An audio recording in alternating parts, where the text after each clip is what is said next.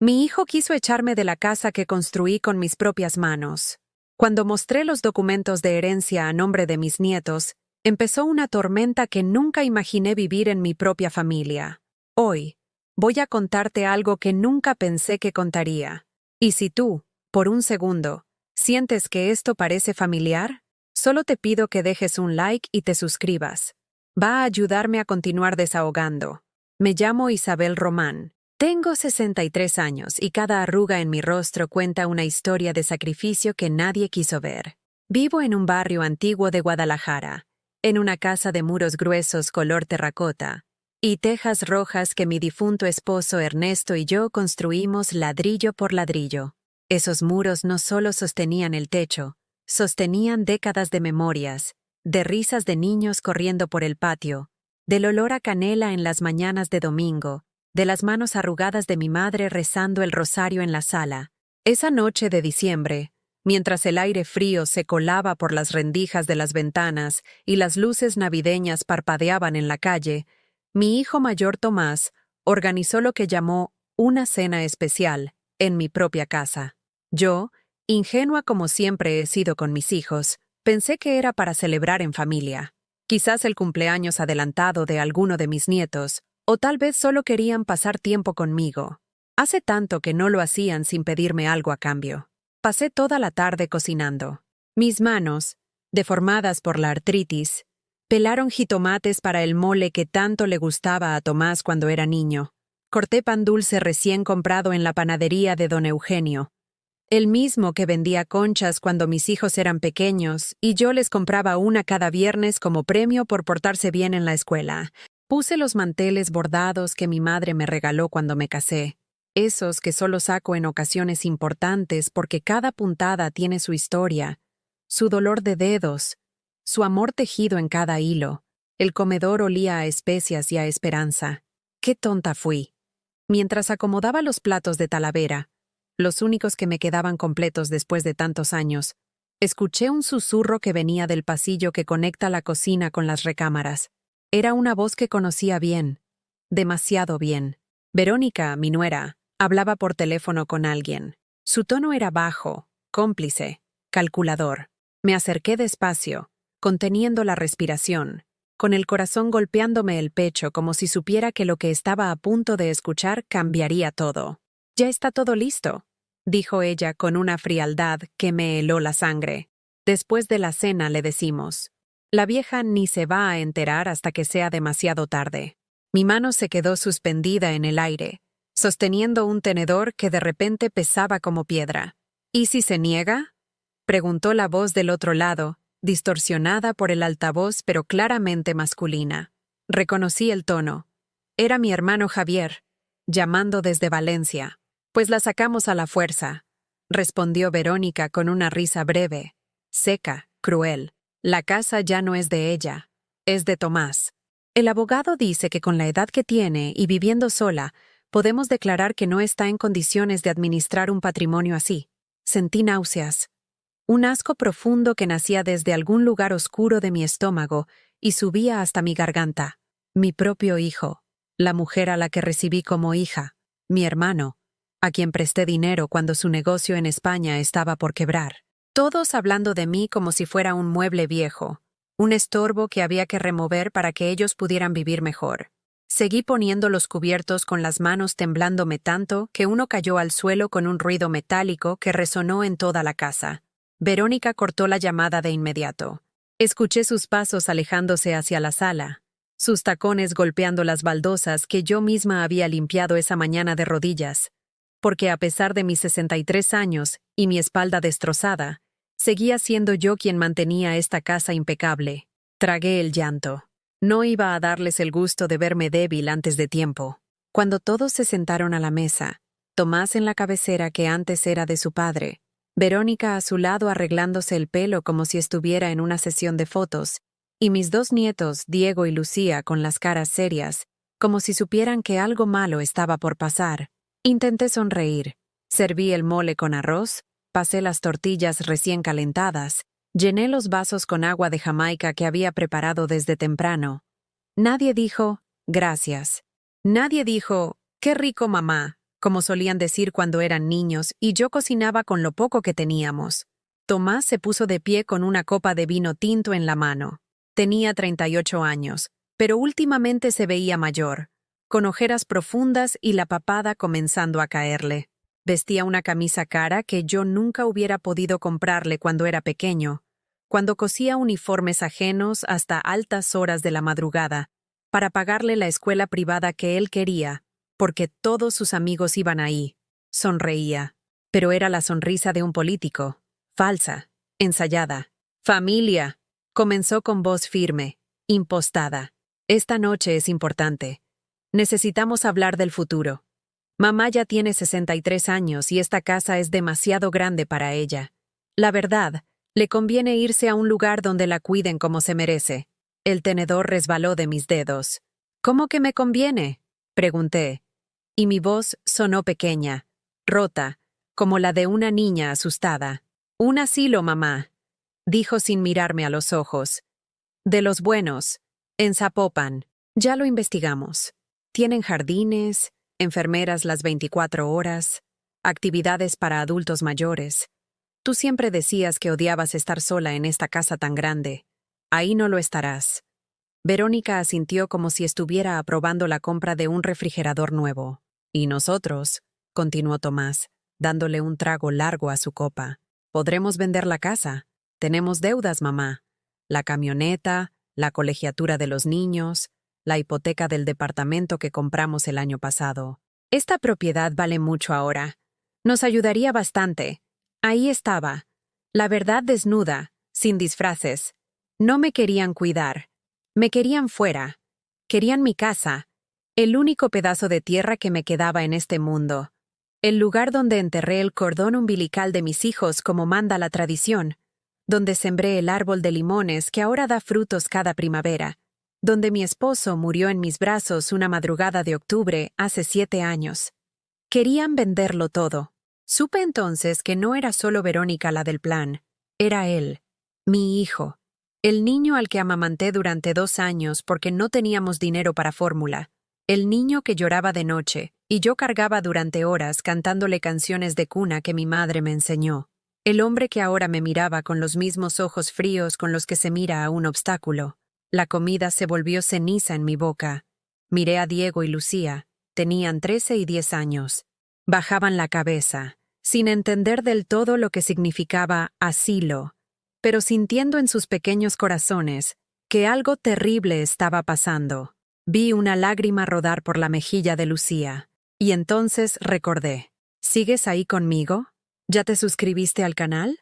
Mientras ellos seguían hablando de mí como si yo no estuviera presente, como si fuera un problema administrativo que resolver antes del postre, mi mente se fue hacia atrás en el tiempo. A los días en que cargaba ladrillos con esta misma espalda que ahora me duele cada mañana, embarazada de 7 meses de Tomás. Ernesto trabajaba de albañil durante el día, y yo lo ayudaba en las tardes, mezclando cemento con mis propias manos hasta que me sangraban las palmas. Los vecinos nos veían y movían la cabeza con lástima, pero nosotros teníamos un sueño. Nuestra propia casa. Un lugar donde nuestros hijos no tuvieran que dormir en cuartos rentados que olían a humedad, y donde los caseros tocaban la puerta cada 1 de mes con la mano extendida. Recordé las noches sin dormir, cosiendo uniformes de secundaria para las familias del barrio. 5 pesos por pantalón, 3 por camisa. Me quedaba hasta las 3 de la madrugada con los dedos hinchados, los ojos ardiendo, para juntar lo suficiente y que Tomás pudiera entrar a la escuela privada San Javier. Él quería ir ahí, porque su amigo Ricardo iba, porque ahí los niños tenían mejores uniformes, mejores maestros, mejores futuros.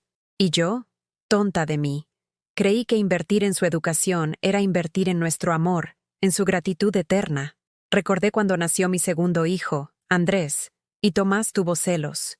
Lloraba porque ya no era el único. Entonces yo me levantaba a las 5 de la mañana, preparaba su desayuno favorito, hotcakes con miel que conseguía en el mercado de abastos. Lo llevaba a la escuela caminando 40 minutos porque no teníamos para el camión, cargando a Andrés en el rebozo, solo para que Tomás se sintiera especial, para que supiera que seguía siendo mi príncipe. ¿Y esto era lo que recibía a cambio? ¿Una copa de vino y la noticia de que me iban a tirar como basura? Recordé cuando Verónica y Tomás se casaron. Yo pagué la mitad de la boda porque ellos no tenían ahorros. Vendí las joyas que mi madre me había heredado. Un par de aretes de oro con pequeñas perlas, un anillo con una turquesa que perteneció a mi abuela, para que pudieran tener el salón que Verónica quería, el vestido importado que ella soñaba, el pastel de 3 pisos que salió en las fotos que después me enseñaron con tanto orgullo. Mamá, eres la mejor. No sé cómo agradecértelo, me dijo Tomás ese día, con los ojos brillantes.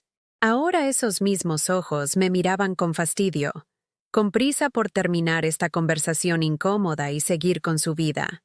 Recordé los años cuidando a Diego y a Lucía, mientras Verónica trabajaba en su boutique de ropa en la Plaza del Sol. Yo me levantaba a las 6, preparaba el desayuno de los niños, los llevaba a la escuela, los recogía, les daba de comer, los ayudaba con la tarea, los bañaba, los dormía. Verónica llegaba a las 9 de la noche. Les daba un beso en la frente mientras dormían y me decía, «Gracias, suegra», con la misma frialdad con la que se le agradece al mesero que trae la cuenta. Nunca me pagó, ni un peso. Eres su abuela. Es tu obligación amarlos, decía cuando yo insinuaba que necesitaba ayuda con los gastos de la casa. Como si el amor se comiera, como si el amor pagara la luz. Recordé cuando Ernesto enfermó. Cáncer de estómago. Los últimos 6 meses de su vida fueron un infierno de hospitales, medicinas carísimas, noches enteras junto a su cama viendo cómo se consumía. Le pedí ayuda a Tomás. «Mamá, estoy corto de dinero. Ya sabes cómo está la situación», me respondió mientras se subía a su camioneta nueva, una Toyota 4Runner negra que costaba más de $500,000. Tuve que vender el terreno que teníamos en Tlaquepaque, el que íbamos a dejarles de herencia a nuestros hijos. Lo vendí barato, con urgencia, para pagar las quimioterapias que al final no sirvieron de nada. Ernesto murió de madrugada, apretándome la mano, susurrando, «Perdóname por dejarte sola». Y ahora estaba sola, rodeada de gente, pero más sola que nunca. Tomás seguía hablando. Algo sobre los beneficios del asilo, sobre las enfermeras capacitadas, sobre cómo yo merecía descansar después de tanto trabajar.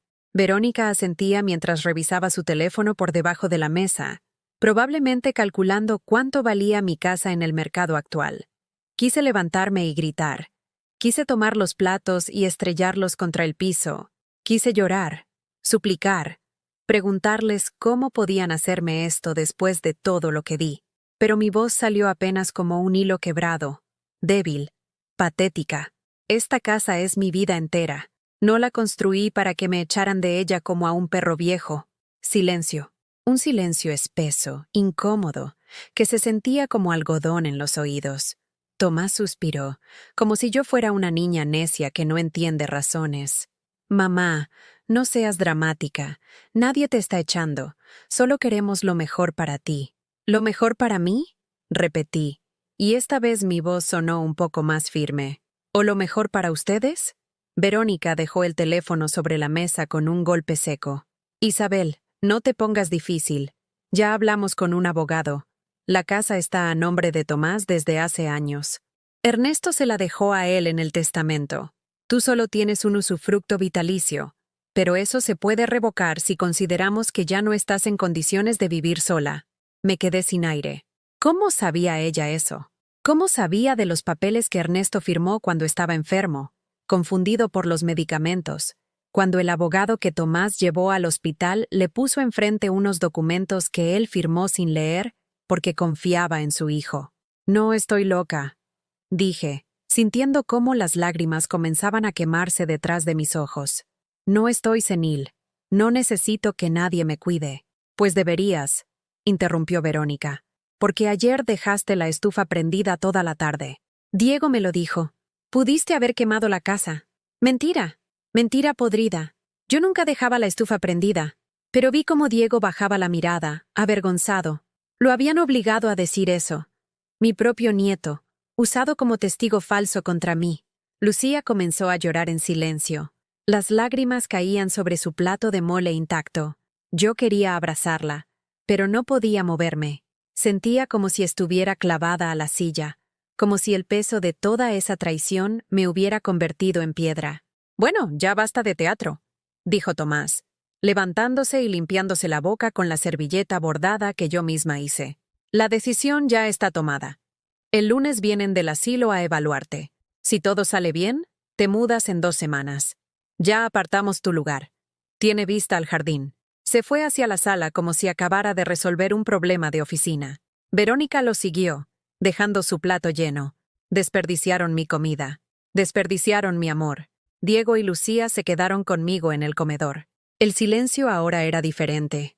No era vacío, era el silencio antes de la tormenta. Diego me miró con sus ojos grandes, iguales a los de Ernesto. «Abuela, ¿de verdad te van a sacar de tu casa?» Me quedé mirando a Diego sin saber qué responder. Su pregunta flotaba en el aire como una acusación, como un espejo que me mostraba lo patética que me había vuelto. Una mujer de 63 años, sentada en su propia casa, incapaz de defender el techo que construyó con sus propias manos. Lucía se levantó de su silla y vino hacia mí. Sus bracitos delgados me rodearon el cuello, y sentí sus lágrimas mojándome el hombro. Olía a jabón de bebé y a inocencia, a ese mundo donde las abuelas son eternas y las familias no se destruyen por dinero. «Si te vas tú, yo me voy contigo», susurró contra mi oído. Algo se quebró dentro de mi pecho. No era el corazón. Eso sería demasiado limpio, demasiado poético. Era algo más profundo, más feo, como cuando se rompe una tubería vieja y el agua sucia empieza a brotar sin control, inundándolo todo. Años de tragarse el dolor, de sonreír cuando querías gritar, de decir no importa, cuando importaba más que nada en el mundo. Todo eso salió de golpe. Pero no frente a ellos. No frente a mis nietos. «No se preocupen, mis amores», les dije, acariciando el cabello castaño de Lucía. «Todo va a estar bien. Los adultos a veces dicen cosas que no piensan cuando están estresados». Era mentira. Ellos lo sabían. Yo lo sabía. Pero a veces las mentiras son lo único que mantiene a los niños a salvo del horror de la realidad. Diego apretó los puños sobre la mesa. Tenía apenas 13 años, pero en ese momento vi en su rostro la rabia de un hombre adulto. «No es justo. Esta casa es tuya. Mi papá es un...» «Diego», lo interrumpí suavemente. «No hables así de tu padre». «¿Por qué no? Si es verdad, tú nos cuidaste toda nuestra vida. Nos dabas de comer, nos llevabas al parque, nos contabas cuentos. Y ahora él quiere echarte como si no importaras». Tenía razón. Toda la razón del mundo. Pero yo todavía tenía ese instinto enfermo de proteger a quien me lastimaba, esa necesidad de ser buena madre incluso cuando mi hijo había dejado de ser un buen hijo hacía años. Los mandé a su cuarto. Necesitaba estar sola. Necesitaba pensar. Cuando escuché sus pasos subiendo las escaleras, me permití finalmente derrumbarme. Me quedé sentada en esa silla del comedor, rodeada de platos con comida fría que nadie había terminado, bajo la lámpara que Ernesto instaló hace 20 años y que yo nunca tuve corazón de cambiar aunque una de las bombillas llevaba meses fundida. Las voces de Tomás y Verónica llegaban desde la sala. Hablaban en voz baja, pero yo conocía cada rincón de esta casa, cada eco, cada forma en que el sonido viajaba por los muros. Los escuché planear mi vida como quien planea unas vacaciones. «El asilo cuesta 8,000 pesos al mes», decía Verónica. «Podemos pagarlo con la renta de esta casa mientras la vendemos. En 6 meses ya deberíamos tener comprador». «¿Y si se pone difícil?», preguntó Tomás. «Tu hermano Javier me dijo que tiene un amigo abogado en España que se especializa en estos casos. Declaraciones de incapacidad por senilidad. Es fácil. A esta edad, cualquier olvido es evidencia». Me levanté despacio, con las rodillas crujiendo, y caminé hacia mi recámara. Cada paso dolía, no solo por la artritis, sino por algo mucho peor, por la vergüenza, por la humillación de descubrir que tu propia sangre te ve como un estorbo, como un trámite pendiente, como algo que resolver antes del fin de año para cerrar bien las cuentas. Mi cuarto olía a lavanda. Siempre ponía ramitas secas dentro del ropero porque mi madre me enseñó que eso mantenía la ropa fresca y alejaba a las polillas. Sobre el buró estaba la foto de mi boda. Ernesto y yo, tan jóvenes que parecíamos niños disfrazados. Él con un traje prestado que le quedaba grande. Yo con el vestido que mi madre cosió en 3 noches sin dormir. Sonreíamos como si el mundo fuera nuestro. Como si el amor fuera suficiente para vencer cualquier cosa. ¡Qué ingenuos fuimos! Me senté en la cama y abrí el cajón de la mesita de noche. Ahí guardaba las cosas que más valor tenían para mí. Cartas que Ernesto me escribió cuando trabajaba fuera de la ciudad. Dibujos que mis hijos hicieron de niños. Las primeras fotos de Diego y Lucía recién nacidos, tan pequeños que cabían en mi antebrazo. Y al fondo, envuelta en un trapo de cocina viejo, una carpeta azul. La carpeta, la saqué con cuidado, como quien saca una bomba sin detonar. Mis manos temblaban tanto que tuve que apoyarla sobre mis piernas para poder abrirla. Dentro estaban los documentos que había firmado hace 6 meses, cuando todavía confiaba en que Tomás eventualmente volvería a ser el niño que me abrazaba y me decía: «Eres la mejor mamá del mundo». Escrituras de propiedad, pero ya no a mi nombre, tampoco al de Tomás, a nombre de Diego Román Salazar y Lucía Román Salazar. Había tardado meses en tomar esa decisión, meses de noches sin dormir, de darle vueltas al asunto, de preguntarme si estaba siendo injusta, si estaba castigando a Tomás por algo que quizás era solo mi imaginación. Pero las señales estaban ahí, sus visitas cada vez menos frecuentes, siempre con alguna excusa para pedirme dinero prestado que nunca devolvía. Sus comentarios sobre lo grande que era la casa para una sola persona, sus preguntas sobre mis cuentas bancarias, sobre mis ahorros, sobre el testamento de Ernesto. Un día, hace 7 meses, lo escuché hablando por teléfono en el patio. Pensaba que yo estaba dormida. En 2 años máximo cae. Es vieja. Y cuando caiga, todo esto es nuestro. Esa noche no dormí.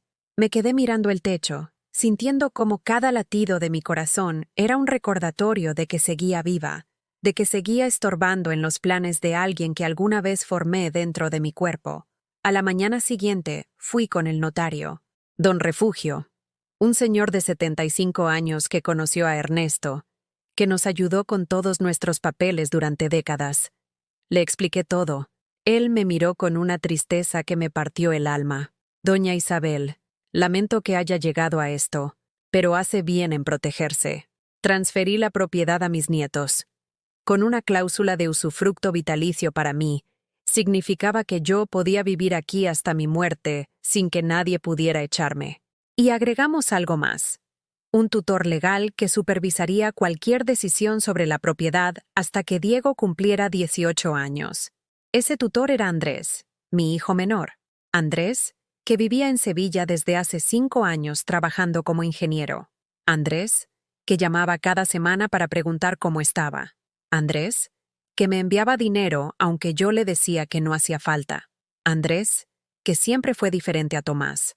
Más callado, más noble, más parecido a su padre. No le había contado nada de esto. No quería preocuparlo, pero el notario tenía copias de todo y órdenes claras. Si algo me pasaba, si alguien intentaba moverme de esta casa contra mi voluntad, Andrés debía ser notificado inmediatamente. Miré los documentos bajo la luz amarillenta de mi lámpara.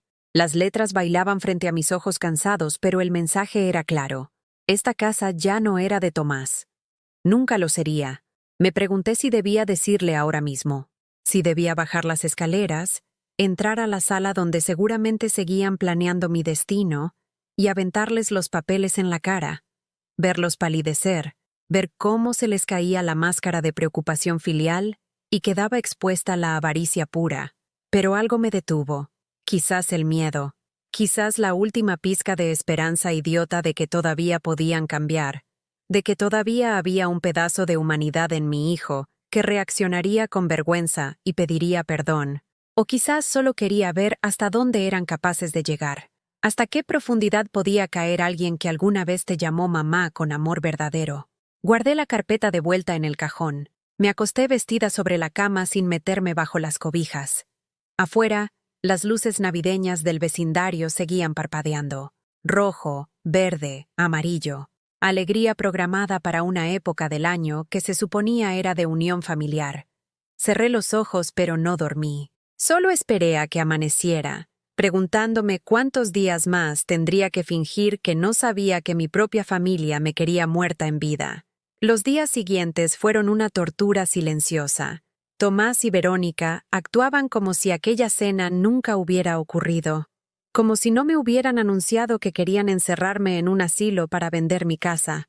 Llegaban por las tardes a visitarme, pero yo sabía que en realidad venían a inspeccionar, a tomar notas mentales de todo lo que podrían llevarse cuando finalmente me sacaran de aquí. Verónica caminaba por la sala tocando los muebles con sus uñas largas pintadas de rojo, como tasadora calculando valores. Se detenía frente a la vitrina donde guardo las figuras de porcelana que mi madre coleccionó durante toda su vida. Angelitos, perritos, una bailarina con el brazo roto que pegué con resistol y que vale más para mí que cualquier joya. «Esta vitrina es antigua, ¿verdad?», preguntó un día, pasando el dedo por el vidrio como buscando polvo. «Podría venderse bien en una de esas tiendas de antigüedades en Tlaquepaque». No le respondí. Solo seguí tejiendo la bufanda que estaba haciendo para Lucía, moviendo las agujas con mis manos temblorosas, contando puntos para no ponerme a contar todas las formas en que me habían traicionado. Tomás revisaba cosas con disimulo. Lo veía abrir cajones que no le correspondían, asomarse al estudio donde Ernesto guardaba sus herramientas y sus libros de jardinería. Una tarde lo encontré en nuestra recámara, mi recámara, parado frente al ropero abierto, mirando la ropa de Ernesto que yo nunca había tenido valor de regalar. «¿Qué haces aquí?», le pregunté desde la puerta.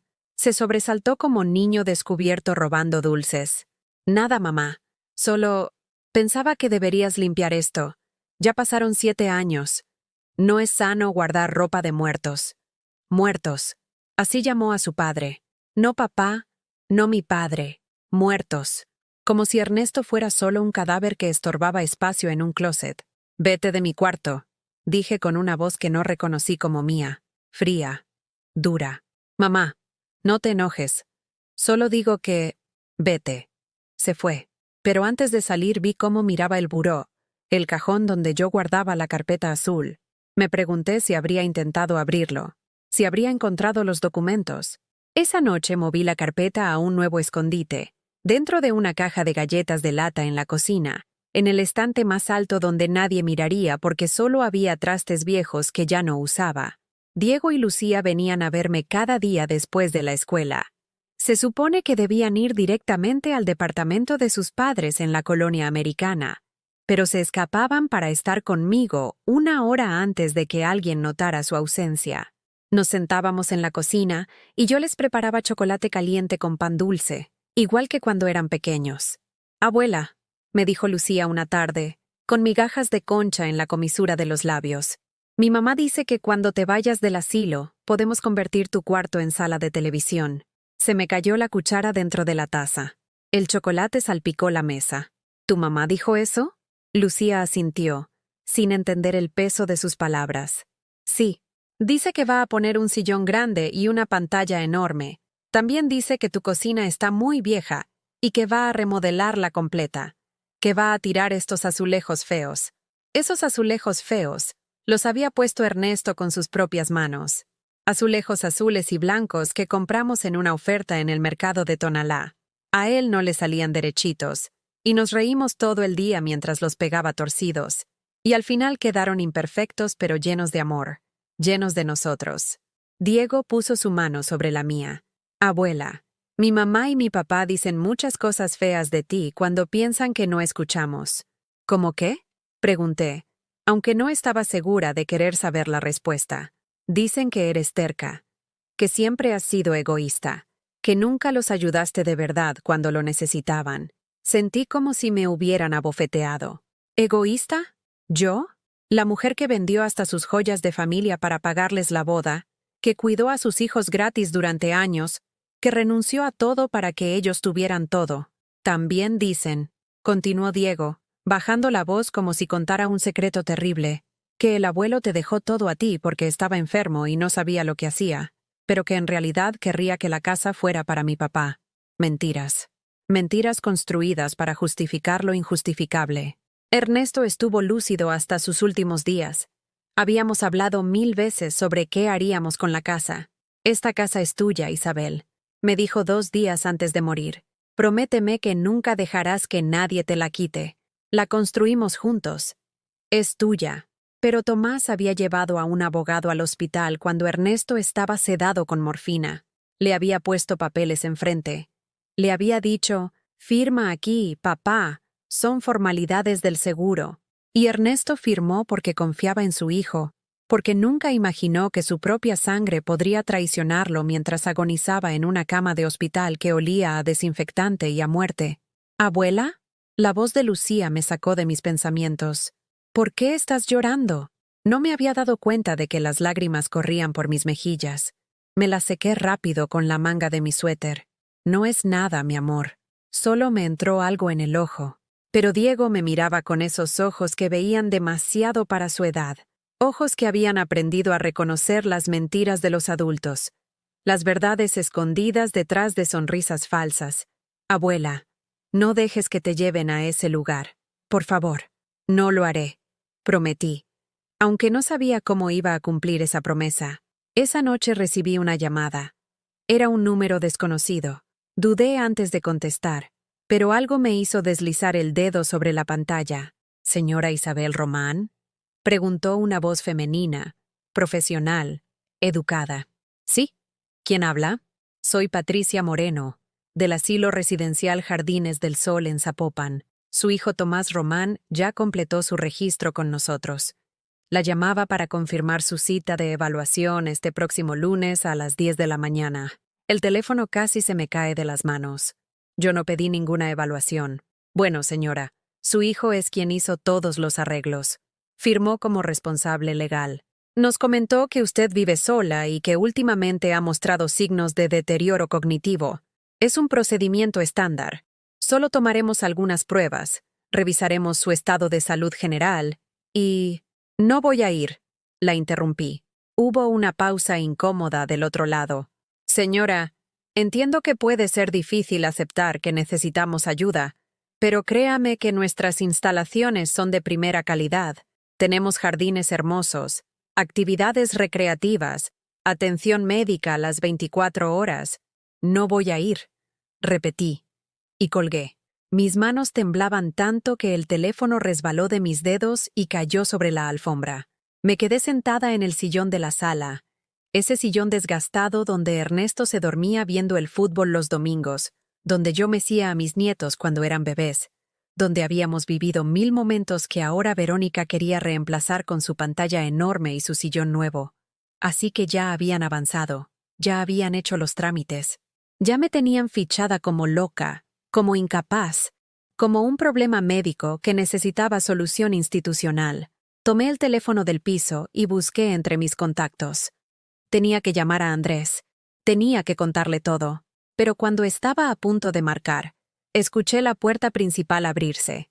Era Tomás.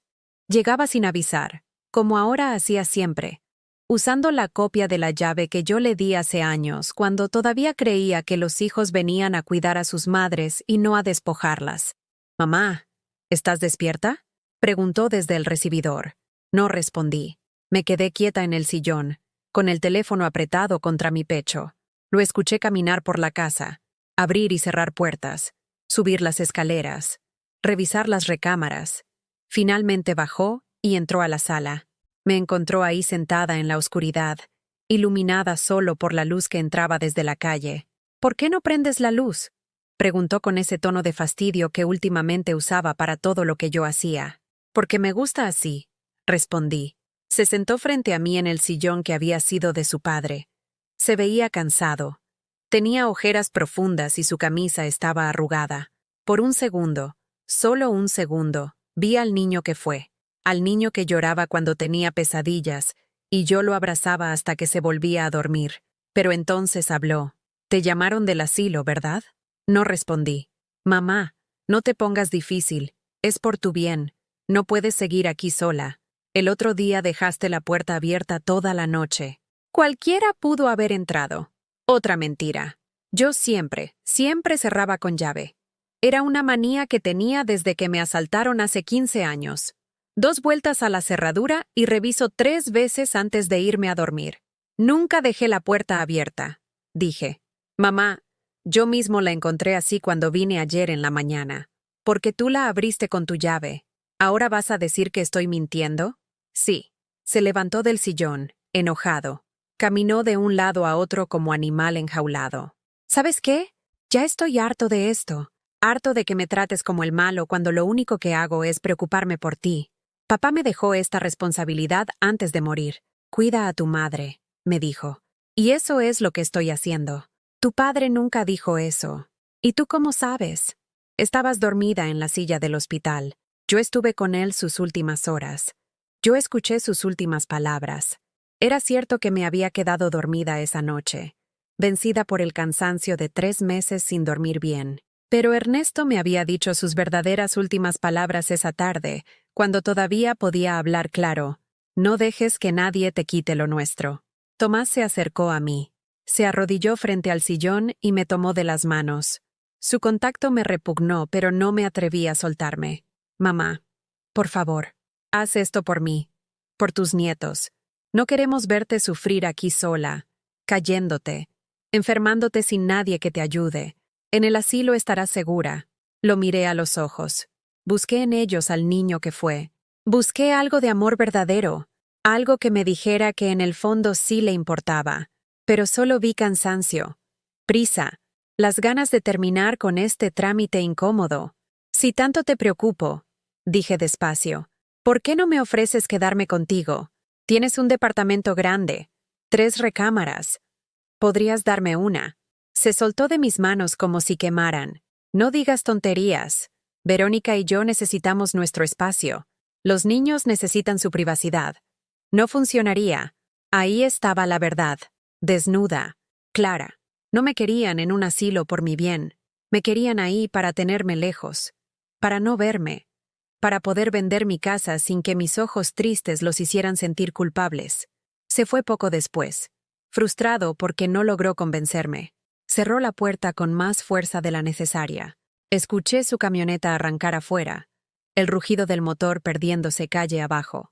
Me quedé sola en esa sala oscura, rodeada de muebles que conocían toda mi historia, de paredes que guardaban los ecos de risas que ya no existían, y por primera vez pensé en serio en mostrarles los documentos, en acabar con esta farsa, en ver sus caras cuando descubrieran que todos sus planes eran inútiles. Pero todavía no estaba lista para esa guerra, aunque sabía que cada día que pasaba, ellos avanzaban más en sus planes para borrarme de mi propia vida. El lunes llegó demasiado rápido. Me desperté con el estómago revuelto, sabiendo que a las 10 de la mañana se suponía que debía estar en ese asilo para la evaluación que yo nunca había pedido. Decidí quedarme en casa. No iría. Que vinieran a buscarme si tanto les urgía encerrarme. Me puse mi bata de casa, la de algodón floreado que ya estaba desteñida pero que era cómoda, y bajé a prepararme un café. Mis manos temblaban mientras medía el agua y ponía la cafetera en la estufa. No era miedo exactamente, era algo peor. Era la anticipación de la batalla que sabía que vendría. A las 10:15 sonó el timbre. Luego tocaron la puerta con fuerza. Luego escuché la llave girando en la cerradura. Tomás entró como huracán, con Verónica detrás de él. Ella venía vestida como si fuera a una junta de negocios. Traje sastre negro, tacones altos, el cabello recogido en un chongo perfecto. «Mamá, ¿por qué no estás lista?», gritó Tomás desde el recibidor. No respondí. Me quedé sentada en la cocina, sorbiendo mi café, mirando por la ventana hacia el jardín donde el limonero que plantamos hace 25 años seguía dando frutos cada primavera. Entraron a la cocina. Tomás estaba rojo de furia. Verónica solo me miraba con esa expresión de desprecio que ya ni siquiera se molestaba en disimular. «Teníamos cita hace 15 minutos. Nos están esperando», dijo Tomás. «Yo no tengo ninguna cita», respondí sin mirarlo. «Ustedes tienen una cita. Pueden ir solos». «No te hagas la graciosa, Isabel», intervino Verónica, usando mi nombre de pila como si yo fuera su empleada. «Ya perdimos bastante tiempo con tus berrinches. Esta es mi casa. Puedo hacer berrinches si me da la gana. Tomás se acercó y me arrebató la taza de las manos. El café se derramó sobre la mesa. Sentí las gotas calientes salpicarme el brazo, pero no me moví. Ya basta de niñerías. Te vas a vestir. Nos vamos al asilo. Te hacen la evaluación. Y punto. No voy a seguir rogándote. No voy a ir, dije, esta vez mirándolo directamente a los ojos. Y no puedes obligarme. ¿Ah, no? La voz de Verónica sonó divertida, casi burlona. Claro que podemos. Ya hablamos con nuestro abogado. Si te niegas a cooperar, podemos solicitar una orden judicial para evaluación psiquiátrica involuntaria. Por tu propio bien, por supuesto. Sentí un frío recorrerme la espalda. Hablaban de encerrarme, de declararme loca, de quitarme hasta el derecho de decidir sobre mi propia mente. «Ustedes están locos», susurré. «Están completamente locos». «No, mamá», dijo Tomás, y su voz sonó casi compasiva, lo cual era peor que su rabia. «La loca eres tú, y entre más pronto lo aceptes, mejor para todos». Se fueron. Dijeron que me daban hasta el miércoles para recapacitar, que si para entonces no accedía a ir voluntariamente, tomarían las medidas legales necesarias. Tomás se llevó mi llave. «Para que no hagas una tontería», dijo, como si yo fuera una niña pequeña que necesitaba supervisión constante. Cuando la puerta se cerró detrás de ellos, me permití llorar. Llorar de verdad, sin contenerme, sin intentar ser fuerte. Las lágrimas caían sobre la mesa de la cocina, mezclándose con el café derramado, y yo no tenía fuerzas ni para limpiarlas. ¿En qué momento mi vida se había convertido en esto? ¿En qué momento pasé de ser una madre respetada a ser una carga que había que administrar eficientemente? El teléfono sonó. Era un número de España. Andrés. Dudé. No quería preocuparlo. No quería que dejara su vida allá para venir a rescatar a su madre de la avaricia de su propio hermano. Pero algo en mí, algo desesperado y cansado, me hizo contestar. «¿Mamá?» Su voz sonaba preocupada. «¿Estás bien?» «Tengo un mal presentimiento desde hace días». Y entonces todo salió. Le conté sobre la cena, sobre el asilo, sobre los planes de Tomás y Verónica. Le conté sobre las mentiras, las acusaciones de senilidad, la amenaza de evaluación forzada. Hablé y hablé, mientras él escuchaba en silencio al otro lado del océano. Cuando terminé, hubo una pausa larga. Escuché su respiración pesada, como cuando estaba tratando de controlar su rabia. «Mamá», dijo finalmente, y su voz sonaba diferente, más dura. «¿Recuerdas los papeles que firmaste hace 6 meses? ¿Los de la casa?» «Sí». «¿Tomás sabe de ellos?» «No. Nadie sabe excepto tú, yo y don Refugio el notario». «Bien. Manténlo así por ahora. Voy a tomar un vuelo mañana. Llegaré el miércoles por la mañana. No les digas nada a Tomás ni a Verónica, ni siquiera a los niños, que crean que van a ganar. Andrés, no quiero que gastes ese dinero. Los vuelos son caros y...» «Mamá», me interrumpió con firmeza. «Dejaste de ir a la dentista el año pasado porque decías que no tenías dinero, pero le prestaste $1000 a Tomás para su camioneta nueva. Ya no vas a protegerlo. Ya no vas a proteger a nadie que no te proteja a ti primero». Tenía razón. Sabía que tenía razón.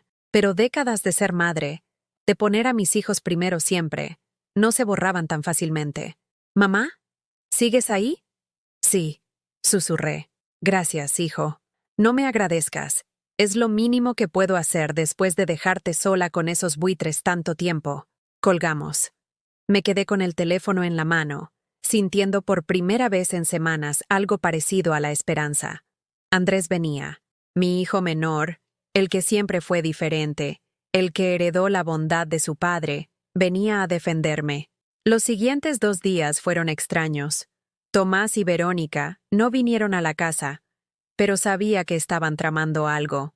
Diego me llamó en secreto desde el teléfono de un amigo para decirme que había escuchado a sus padres hablando con un abogado por videollamada, que habían mencionado palabras como interdicción y curador. «No sé qué significan, abuela», dijo Diego con voz asustada, «pero sonaban feas». Yo sí sabía qué significaban. Querían declararme legalmente incapaz para administrar mis propios bienes. Querían ponerle a alguien, probablemente Tomás, como mi curador, alguien que tomaría todas las decisiones por mí como si yo fuera una niña o una discapacitada mental. La noche del martes no pude dormir. Me la pasé sentada en la sala, con todas las luces apagadas, viendo las sombras que las farolas de la calle proyectaban sobre las paredes. Pensé en Ernesto, en cómo habría reaccionado si hubiera sabido que su hijo mayor, el niño que él cargó en hombros durante desfiles patrios, el niño al que enseñó a andar en bicicleta sosteniendo el asiento hasta que aprendió a mantener el equilibrio solo, ese mismo niño ahora quería robarle a su viuda. Lo siento, mi amor, le dije al aire, a la nada, a donde fuera que estuviera su espíritu. Siento no haberme dado cuenta antes de quién era realmente nuestro hijo. El miércoles amaneció gris. Llovía, esas lluvias raras de diciembre que en Guadalajara siempre parecen fuera de lugar, como si el clima mismo estuviera confundido. Me vestí con cuidado. Me puse el vestido azul marino que usaba para las ocasiones importantes.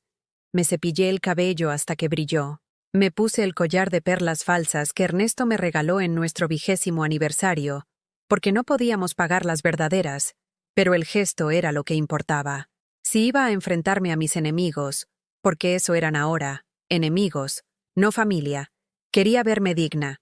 A las 9 de la mañana sonó el timbre. Abrí la puerta esperando encontrar a Tomás y Verónica. En cambio, había un hombre joven con una carpeta y una expresión incómoda. ¿Señora Isabel Román? Sí, soy del juzgado familiar. Traigo una citación para evaluación psiquiátrica ordenada por el juez. Tiene que venir conmigo. Sentí que las piernas se me doblaban. Lo habían hecho. Habían conseguido la orden. Me iban a llevar a la fuerza. Yo necesito llamar a alguien, dije. Puede hacerlo en el camino, señora, pero tenemos que irnos ahora. Justo en ese momento, escuché un carro detenerse frente a la casa, una puerta cerrándose, pasos rápidos sobre el pavimento mojado, y entonces apareció él, Andrés, empapado por la lluvia, con una maleta en una mano y una carpeta en la otra, más delgado de lo que lo recordaba, con algunas canas que no tenía la última vez que lo vi, pero con los mismos ojos bondadosos de siempre. ¿Qué está pasando aquí?, preguntó con voz firme, mirando al hombre del juzgado. ¿Y usted quién es?, preguntó el hombre. Andrés Román, hijo de la señora, y abogado. Sacó una tarjeta de su cartera y se la extendió. Tengo cédula profesional española, válida por convenio internacional para ejercer en México. Y también tengo esto. Abrió la carpeta que traía y sacó varios documentos. El hombre del juzgado los revisó con el ceño fruncido. ¿Esto es un poder notarial? Correcto. Un poder notarial irrevocable que me nombra representante legal de mi madre para todos los asuntos relacionados con su patrimonio y su persona. Firmado hace 6 meses ante el notario público número 37. También tengo aquí una carta de mi madre autorizando específicamente que yo, y solo yo, pueda tomar decisiones médicas en su nombre. El hombre del juzgado se veía cada vez más confundido.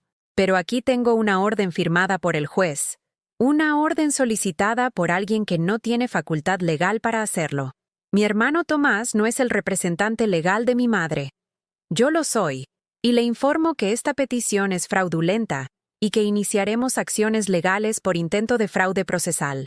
No entendía todas las palabras legales que Andrés usaba, pero entendía su tono. Era el tono de alguien que sabía exactamente qué hacer, que tenía todas las cartas correctas, que no iba a permitir que nadie lastimara a su madre. El hombre del juzgado guardó sus papeles, murmuró algo sobre verificar con el juez y se fue rápido, claramente aliviado de poder escapar de esa situación complicada. Cuando se fue, Andrés dejó caer su maleta y me abrazó, y yo me derrumbé. Me aferré a él y lloré contra su pecho mojado por la lluvia. Lloré años de dolor acumulado, de humillaciones tragadas, de amor no correspondido. «Ya, mamá», susurró, acariciándome el cabello como yo solía hacerlo con él cuando era niño y tenía pesadillas. «Ya llegué. Nadie va a hacerte daño. Te lo prometo». Y por primera vez en meses, le creí a alguien. Entramos a la casa y Andrés cerró la puerta con llave. Dejó su maleta en el recibidor y me guió hasta la cocina. Me senté en la misma silla donde había estado sentada cuando Tomás me arrebató la taza de café 2 días antes. Andrés puso agua a hervir y me preparó un té de manzanilla, igual que yo le preparaba cuando era niño y se enfermaba del estómago. Cuéntame todo desde el principio, dijo sentándose frente a mí, sin omitir nada, por más doloroso que sea. Y le conté. Le conté sobre la cena, sobre las conversaciones que escuché, sobre las visitas de Tomás y Verónica inspeccionando la casa como tasadores. Le conté sobre las mentiras que inventaban, la puerta abierta, la estufa prendida, mi supuesta confusión mental. Le conté sobre la llamada del asilo, sobre la amenaza de interdicción, sobre cómo hasta mi propio hermano Javier estaba involucrado. Andrés escuchaba con la mandíbula apretada. Cada tanto tomaba notas en un cuaderno que sacó de su mochila. Sus nudillos estaban blancos de la fuerza con que sostenía la pluma. ¿Cuándo viste a Tomás por última vez?, preguntó. El lunes. Cuando vinieron a obligarme a ir al asilo. ¿Y te quitó la llave? Asentí. Perfecto. Eso es allanamiento de morada y privación ilegal de la libertad, dijo, escribiendo rápido. ¿Tienes testigos de algo de esto? Diego y Lucía. Ellos escucharon muchas cosas. Pero son niños, Andrés. No quiero meterlos en esto. Ya están metidos, mamá. Tomás los metió cuando los usó para inventar mentiras sobre ti. Pero no te preocupes. Sé cómo protegerlos. Se levantó y comenzó a caminar por la cocina, pensando. Podía ver su cerebro trabajando, organizando información, creando estrategias. Era tan diferente a Tomás, tan parecido a Ernesto. Mamá, necesito que me digas algo con total honestidad, dijo, deteniéndose frente a mí. ¿En algún momento firmaste algún papel que Tomás te haya dado? ¿Algo que no hayas leído completo? Pensé. Rebusqué en mi memoria. No. Bueno, sí. Hace como 2 meses me pidió que firmara unos papeles del banco. Dijo que era para actualizar mis datos porque el banco estaba haciendo un cambio de sistema. La expresión de Andrés se oscureció. ¿Qué banco? Banorte, donde tengo mi cuenta de ahorros. ¿Todavía tienes dinero ahí? Debería tener como 30,000 pesos. Mi pensión de viudez se deposita ahí cada mes. Andrés sacó su teléfono y marcó un número. Servicio a clientes de Banorte, ¿verdad? Dijo cuando contestaron. Sí, necesito verificar el estado de una cuenta. No, soy el representante legal de la titular. Sí, tengo poder notarial. Le paso los datos. Estuvo en el teléfono varios minutos, dando información, esperando. Su rostro se ponía cada vez más serio. Entiendo. ¿Y quién autorizó ese retiro? Ya veo. ¿Tienen copia de la autorización? Perfecto. Necesito que congelen esa cuenta inmediatamente y que envíen toda la documentación al correo que les voy a dar. No, no es una solicitud. Es una orden bajo mi facultad como representante legal. Si no lo hacen en las próximas 2 horas, los demando por complicidad en fraude bancario. Colgó. Me miró con una mezcla de rabia y tristeza. Tu cuenta está vacía, mamá. Tomás retiró todo hace 3 semanas. 32,000 pesos. Firmó como apoderado usando ese papel que te hizo firmar. Sentí como si me hubieran golpeado en el estómago. 32,000 pesos. Mi pensión de 6 meses. El dinero que estaba ahorrando para el tanque de gas que necesitaba cambiar. Para los lentes nuevos que necesitaba porque ya casi no veía de lejos. Para las medicinas de la presión que cada mes costaban más. Pero yo firmé algo del banco, no un poder. Te engañó, mamá. Escondió un documento entre otros. Es una técnica común de estafa. Y como eres su madre, confiaste. Me tapé la cara con las manos. La humillación era peor que el robo mismo. ¿Cómo pude ser tan tonta? ¿Cómo no vi lo que estaba pasando? No es tu culpa, dijo Andrés, arrodillándose junto a mi silla. Los hijos no deberían tener que desconfiar de sus padres. Los padres no deberían tener que desconfiar de sus hijos. Lo que Tomás hizo es criminal, literalmente, y vamos a recuperar cada peso. No quiero tu dinero, Andrés. No es mi dinero. Es tuyo. Él te lo robó y vamos a recuperarlo. Pero primero necesitamos asegurar esta casa. ¿Dónde están los documentos de la transferencia a los niños? Arriba. ¿En una caja de galletas en la cocina? No. Espera. Los moví. Están en mi cuarto, dentro de la funda de la almohada. Andrés subió corriendo las escaleras. Lo escuché moverse por mi recámara. Bajó con la carpeta azul en las manos, revisando los papeles con ojo experto. Perfecto. Todo está en orden. Las escrituras están a nombre de Diego y Lucía con usufructo vitalicio para ti. Tomás no puede tocar esta casa ni aunque quisiera. Y yo soy el tutor legal hasta que Diego cumpla 18 años, lo cual significa que cualquier decisión sobre esta propiedad tiene que pasar por mí. ¿Tomás no sabe nada de esto? No. Y no lo va a saber hasta el momento exacto en que necesitemos usarlo. Mientras tanto, vamos a dejar que siga creyendo que tiene el control, que siga haciendo sus planes, porque cada cosa que haga sin saber la verdad es más evidencia en su contra. ¿Evidencia para qué? Para la demanda penal que vamos a interponer. Fraude, abuso de confianza, despojo, intento de interdicción fraudulenta. Cuando termine con él, va a desear nunca haberte faltado al respeto. Había algo en la voz de Andrés que me asustó un poco, una dureza que no conocía en él, pero también me hizo sentir protegida por primera vez en mucho tiempo. Esa tarde Andrés salió a hacer gestiones. Fue al banco, al juzgado, con don Refugio, el notario. Yo me quedé en casa, preparando comida. Necesitaba hacer algo con las manos, algo normal, algo que me recordara que todavía era una persona con propósito. Estaba picando cebollas para un guisado cuando escuché la puerta abrirse. Pero no era Andrés. Era Tomás. Entró usando otra llave que aparentemente había hecho copiar. «¿Mamá?», gritó desde el recibidor. Me sequé las manos y salí a enfrentarlo. Se veía sorprendido de verme ahí, como si esperara encontrar la casa vacía. «¿Qué haces aquí?», preguntó con ese tono acusatorio que últimamente usaba para todo. «Se suponía que hoy era tu evaluación forzada». «No fui». «Sí, ya me enteré». El tipo del juzgado llamó a mi abogado. Dijo que alguien se presentó diciendo ser tu representante legal y que tiene papeles. Me miró con desconfianza. «¿Contrataste un abogado? ¿Con qué dinero?» «Con el dinero que me robaste de mi cuenta del banco», dije, sorprendiéndome de mi propia valentía. Su rostro cambió. Por un segundo vi pánico en sus ojos, pero rápido se transformó en furia. «¿De qué hablas? Yo no te robé nada. Ese dinero era para pagar gastos de la casa. Tú me autorizaste. Yo firmé papeles del banco, no una autorización para que vaciaras mi cuenta. Es lo mismo». «No lo es». Se acercó a mí. Podía oler su perfume caro, ese que usaba para impresionar a sus clientes. Su rostro estaba rojo. «¿Quién te está metiendo ideas en la cabeza? ¿Fue ese abogado? ¿Cuánto te está cobrando? Porque te van a estafar, mamá. Esos abogados huelen la vulnerabilidad y...» «Vulnerabilidad», lo interrumpí. «Qué palabra interesante viniendo de ti. ¿Qué se supone que significa eso?» «Significa que la única persona que se ha aprovechado de mi vulnerabilidad eres tú». Nunca le había hablado así.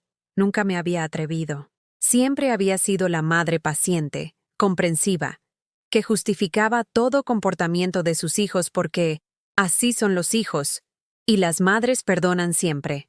Tomás retrocedió como si lo hubiera abofeteado. «No puedo creer que me hables así. Después de todo lo que he hecho por ti. ¿Qué has hecho por mí exactamente?», pregunté, sintiendo cómo años de rabia contenida comenzaban a salir. «¿Intentar encerrarme en un asilo? ¿Robar mi dinero? ¿Planear vender mi casa? ¿Usar a tus propios hijos para inventar mentiras sobre mí? Yo no inventé nada. Estás perdiendo la cabeza. Lo ves cualquiera. Lo único que perdí fue la capacidad de ver quién eres realmente». La puerta principal se abrió de nuevo. Andrés entró cargando una bolsa del supermercado. Se detuvo en seco al ver a Tomás. «Vaya», dijo Andrés con una calma peligrosa. «El hermano ladrón, justo a quien quería ver». Tomás se giró y su rostro pasó del rojo al blanco en un segundo. «¿Andrés? ¿Qué haces aquí?» «Vivo aquí. Bueno, no técnicamente, pero estoy quedándome para cuidar de nuestra madre. Ya sabes, eso que se supone que los hijos buenos hacen. Nadie te pidió que vinieras». «No, pero alguien tenía que venir a detener el circo que montaste». Tomás apretó los puños. «No sé qué te habrá dicho mamá, pero no me dijo nada que yo no pudiera confirmar con documentos. Tengo el retiro del banco. Tengo la solicitud de interdicción. Tengo grabaciones de conversaciones». Andrés sacó su teléfono. «¿Quieres escucharlas? Diego me las envió esta mañana. Resulta que tu hijo tiene un tablet nuevo con excelente capacidad de grabación. Tomás palideció aún más. Eso es ilegal. No puedes usar eso en mi contra. En realidad sí puedo. Fueron grabadas en propiedad de mamá, por un menor de edad que temía por la seguridad de su abuela. Totalmente admisibles en corte.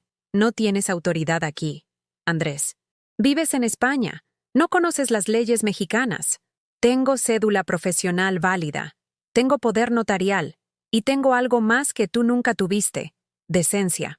Tomás dio un paso hacia Andrés, pero yo me interpuse entre ellos. Vete, le dije a Tomás. Vete de mi casa y no vuelvas hasta que puedas tratarme con respeto. Esta no es tu casa, mamá. Papá me la dejó a mí. Andrés sonrió. Era una sonrisa fría, calculada. ¿Ah, sí? Qué interesante, porque tengo aquí escrituras que dicen otra cosa. Pero no te las voy a mostrar todavía. Prefiero que sigas creyendo que ganaste. Va a hacer que tu caída sea mucho más satisfactoria. Tomás nos miró a ambos con odio puro. Entonces sacó su teléfono y marcó.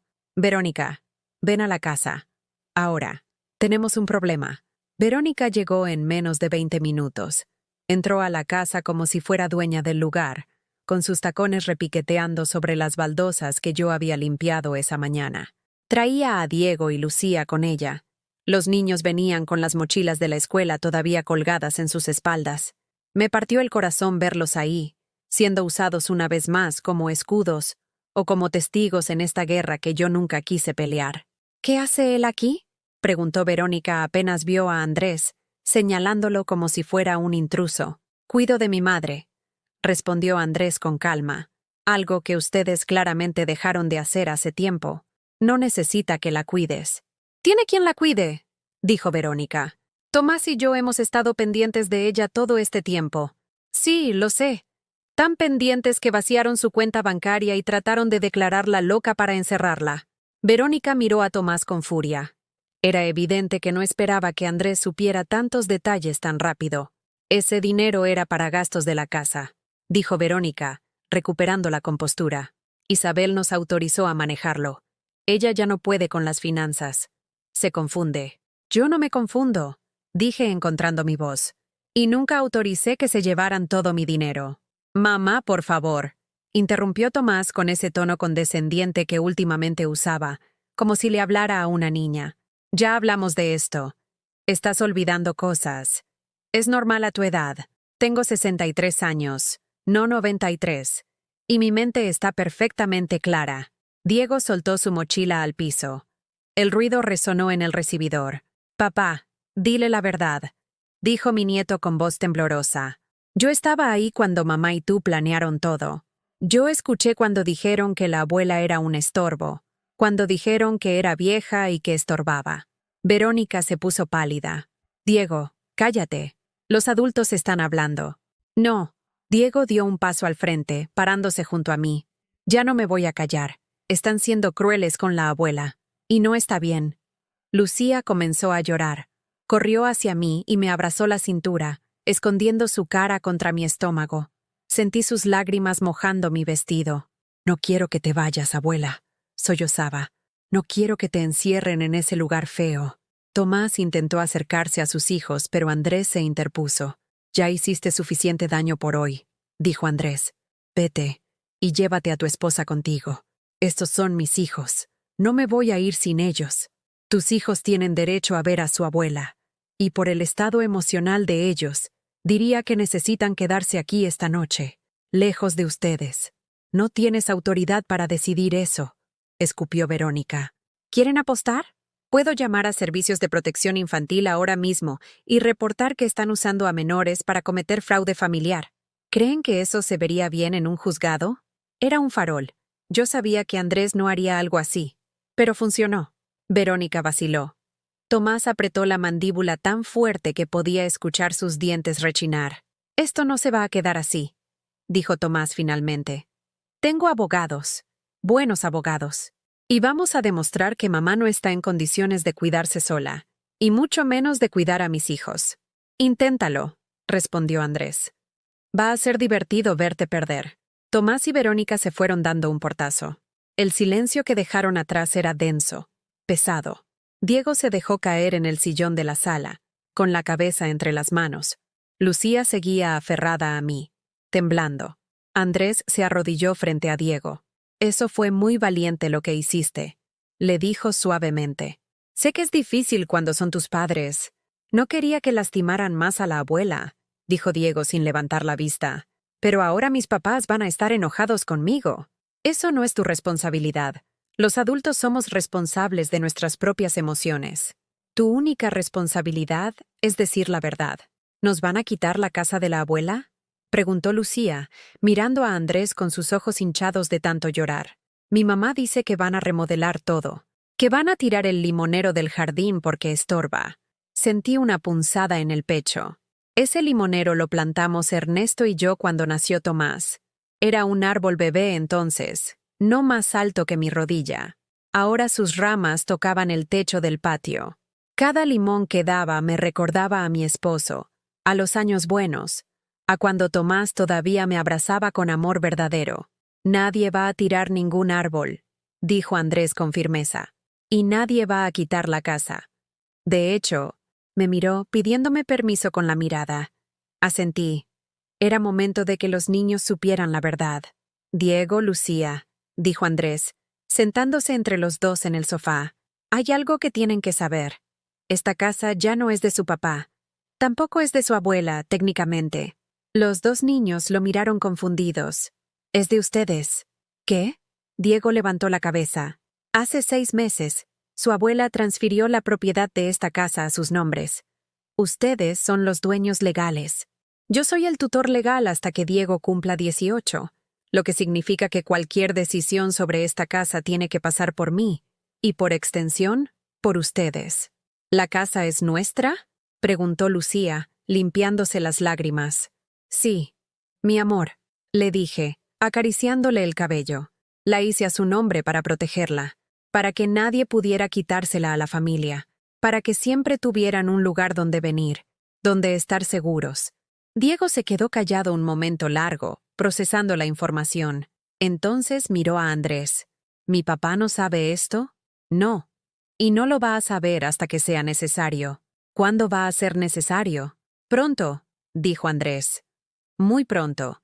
Esa noche preparé la cena para los 4. Hice enchiladas rojas, las que le gustaban a Andrés cuando era niño. Diego y Lucía pusieron la mesa sin que nadie se lo pidiera.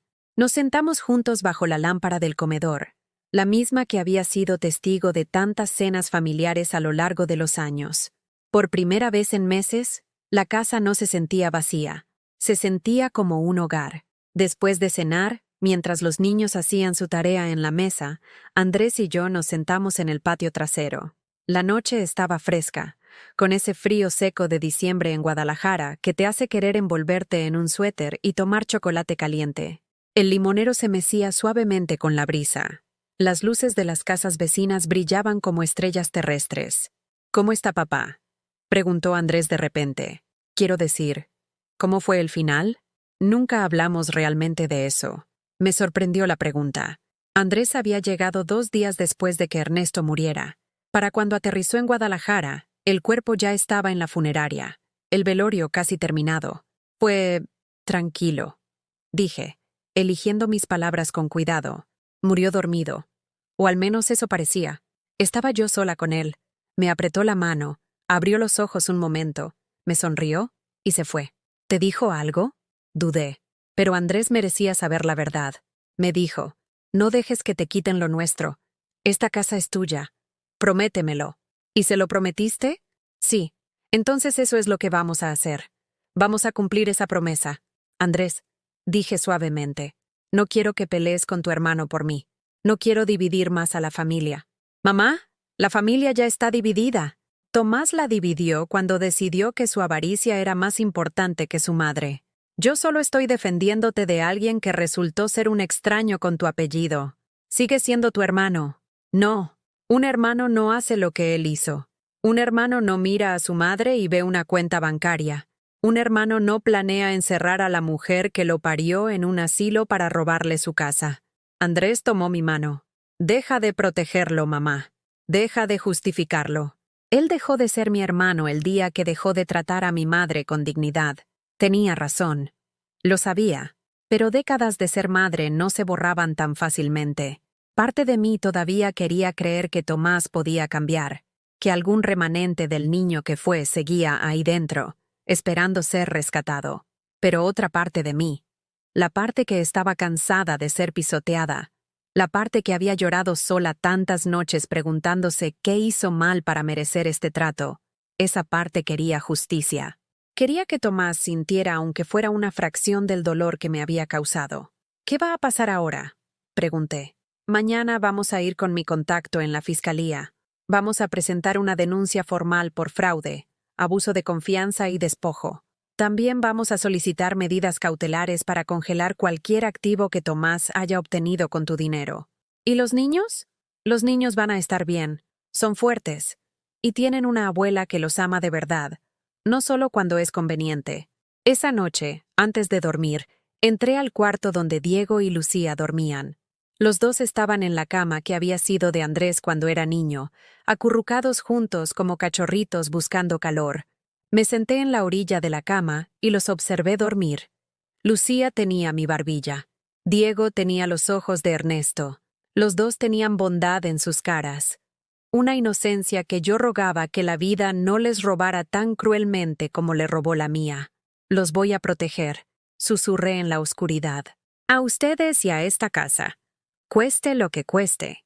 El jueves amaneció con un cielo despejado que parecía burlarse de la tormenta que se avecinaba. Andrés me despertó temprano con café recién hecho y pan dulce que había ido a comprar a la panadería de don Eugenio. Los niños ya estaban despiertos, desayunando en la cocina con una tranquilidad que no habían mostrado en meses. Hoy van a ir a la escuela como siempre, les dijo Andrés mientras untaba mermelada en una concha. Si sus papás preguntan algo, díganles que están bien y que se quedaron con la abuela porque era tarde para volver a casa. Nada más. ¿Y si preguntan por ti?, dijo Diego. Diles la verdad, que soy su tío Andrés y que vine desde España a visitar a su abuela. Simple. Después de dejar a los niños en la escuela, Andrés insistió en llevarlos en un Uber porque no quería que Tomás o Verónica nos vieran juntos todavía. Nos dirigimos a la Fiscalía Especializada en Delitos Financieros. El edificio era gris y frío, con ese olor característico de las oficinas gubernamentales. Papel viejo, café recalentado y la resignación de 1000 historias tristes esperando turno.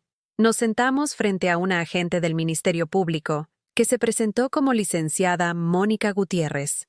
Era una mujer de unos 40 años, con el cabello recogido en una cola de caballo estricta y una mirada que había visto demasiadas familias destruidas por dinero. Señora Isabel, comenzó después de escuchar todo el relato. Lamento mucho su situación. Desafortunadamente, este tipo de casos es más común de lo que la gente cree. Los adultos mayores son particularmente vulnerables al abuso financiero de familiares. Mi madre no es vulnerable, interrumpió Andrés con firmeza. Fue traicionada. Hay una diferencia. La licenciada asintió. Tiene razón.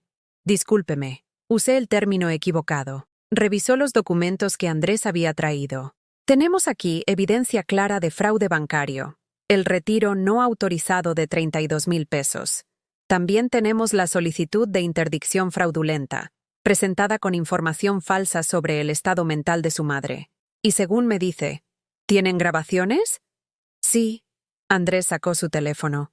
Mi sobrino Diego grabó varias conversaciones donde mis hermano y su esposa planean despojar a mi madre de su patrimonio. También tengo mensajes de texto entre Tomás y mi tío Javier en España, donde discuten cómo resolver el problema de mi madre. La licenciada escuchó las grabaciones con el ceño fruncido.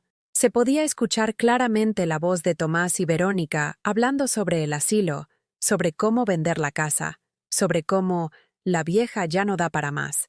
Esto es bastante incriminatorio, dijo cuando terminó. ¿Su madre está dispuesta a presentar cargos formales contra su hijo? Me quedé en silencio.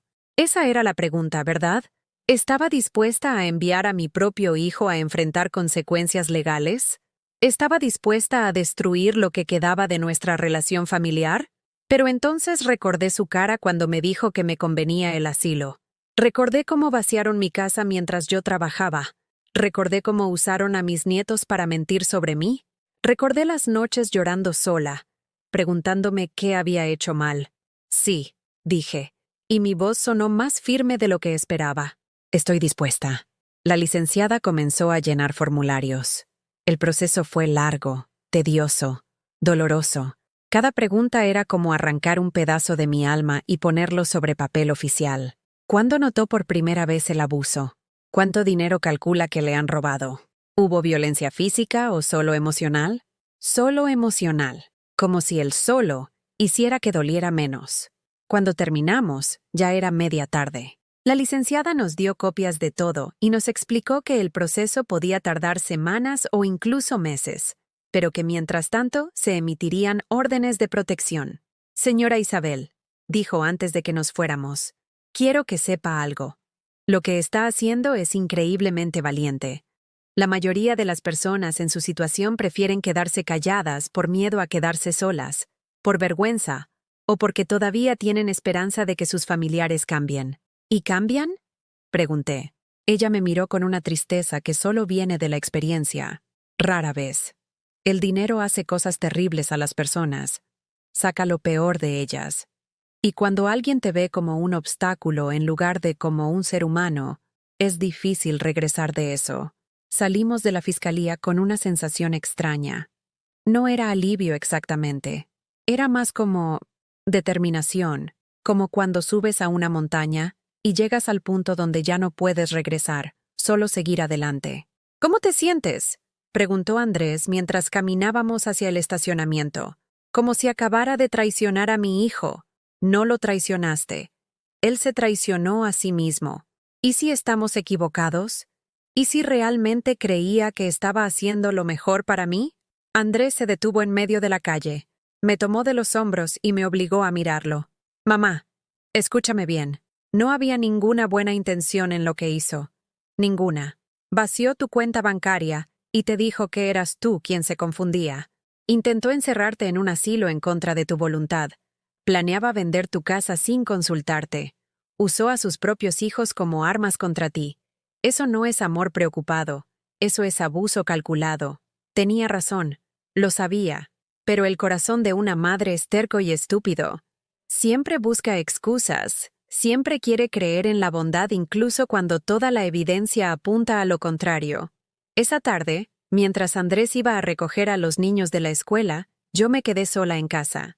Subí al cuarto de Tomás, el cuarto donde creció, donde pegaba pósters de sus equipos de fútbol favoritos, donde hacía la tarea mientras yo le llevaba chocolate caliente en las noches frías de invierno. Ahora estaba convertido en un cuarto de huéspedes impersonal. Había quitado todos sus pósters años atrás, cuando se fue a vivir solo. Las paredes estaban pintadas de un beige neutral. La cama tenía sábanas que nadie usaba. No quedaba nada del niño que fue. Me senté en esa cama y dejé que las lágrimas fluyeran. No las contuve. No traté de ser fuerte. Solo lloré por el hijo que perdí, por el niño que alguna vez me abrazó y me dijo, «Mamá, cuando sea grande voy a comprarte una casa enorme para que nunca tengas que trabajar de nuevo».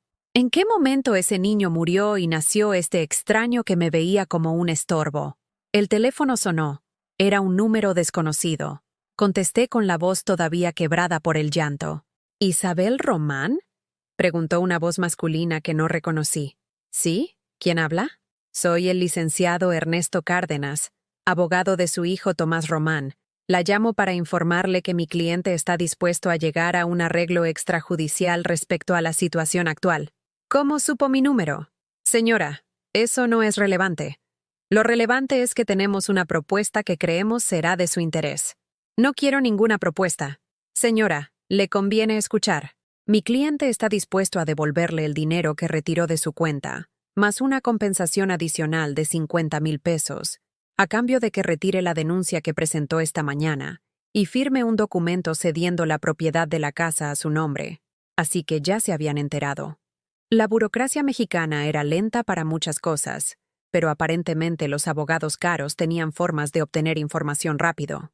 «No voy a retirar la denuncia», dije, «y la casa no es mía para cederla». Hubo una pausa al otro lado. «Disculpe, la casa ya no está a mi nombre, y no estoy interesada en ningún arreglo. Señora, le sugiero que lo piense bien. Los procesos legales son largos, costosos y dolorosos, especialmente cuando se trata de familia. ¿De verdad quiere pasar por eso? Sí, señora Isabel, ya terminamos, dije, y colgué. Mis manos temblaban. Mi corazón latía tan fuerte que podía sentirlo en mis oídos. Pero también sentía algo nuevo, algo que no había sentido en mucho tiempo. Poder, la capacidad de decir no, la capacidad de poner límites, la capacidad de defenderme. Cuando Andrés regresó con los niños, le conté sobre la llamada. Su rostro se iluminó con una sonrisa que era mitad orgullo, mitad satisfacción. Perfecto. Eso significa que están asustados. Significa que saben que tienen las de perder. ¿De verdad crees que vamos a ganar? Mamá, ya ganamos. El solo hecho de que te defendiste, de que dijiste hasta aquí, eso ya es una victoria. Esa noche cenamos los 4 juntos otra vez. Diego contó que había sacado 10 en un examen de matemáticas. Lucía mostró un dibujo que había hecho en clase de arte. Era nuestra casa, con el limonero en el jardín, y 4 figuras de palo tomadas de la mano frente a la puerta. Sobre el dibujo había escrito con su letra infantil: Mi familia que sí me quiere. Me quedé mirando ese dibujo mucho tiempo después de que los niños se fueron a dormir. 4 figuras. Ella me había incluido a mí, a Andrés, a Diego y a ella misma. No había dibujado a sus padres. Los niños ven la verdad con una claridad que los adultos perdemos en algún punto. Ellos no se engañan con excusas o justificaciones. Saben quién los ama de verdad y quién solo finge. ¿Sabes lo que más me duele? Le dije a Andrés mientras tomábamos té en la cocina, después de que la casa quedara en silencio. No es el dinero. No es ni siquiera que intentara quitarme la casa. Es que no le importó hacerme daño, que pudo mirarme a los ojos y lastimarme sin sentir nada. Hay personas que son así, dijo Andrés suavemente, que solo pueden ver el mundo en términos de lo que pueden obtener de él. Y cuando dejas de ser útil, dejas de existir para ellos. ¿Cómo no lo vi antes? Porque eras su madre. Y las madres están programadas para ver lo mejor en sus hijos, incluso cuando lo peor es todo lo que queda. Esa noche soñé con Ernesto. Estábamos jóvenes otra vez, construyendo la casa ladrillo por ladrillo. Él silbaba mientras trabajaba, como siempre hacía.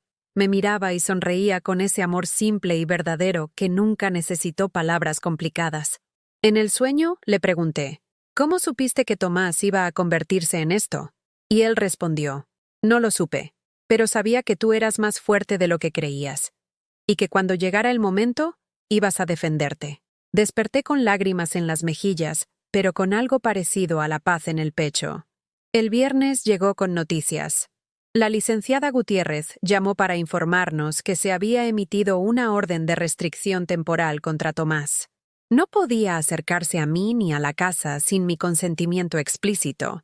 También habían congelado sus cuentas bancarias mientras investigaban el origen de ciertos depósitos que coincidían sospechosamente con el dinero robado de mi cuenta. ¿Qué significa eso exactamente? Pregunté.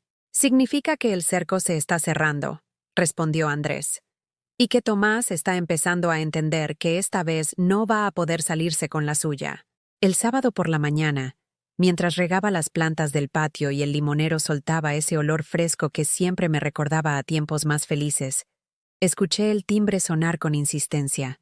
3 veces, 4, 5. Alguien estaba presionando el botón sin parar, con la desesperación de quien sabe que está perdiendo control. Era Verónica.